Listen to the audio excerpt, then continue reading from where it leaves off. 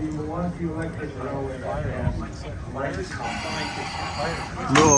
Electric and Light Railway Company freight motor.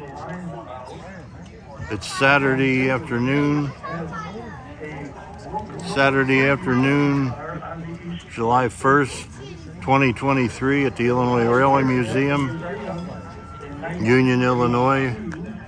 Today is a celebration of the 70th anniversary of the Illinois Railway Museum Electric Parade of 72 pieces of electric equipment, including this Milwaukee Electric and Light Railway freight motor, built in 1914. Total of a parade of 72 items of electric equipment here and 30 movements.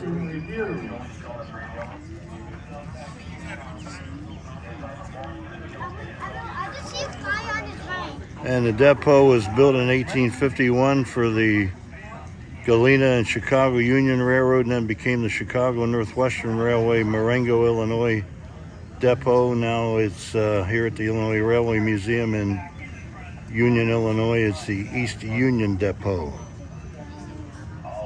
Again, Saturday afternoon, July 1st, 2023, Illinois Railway Museum, Union, Illinois, over and out.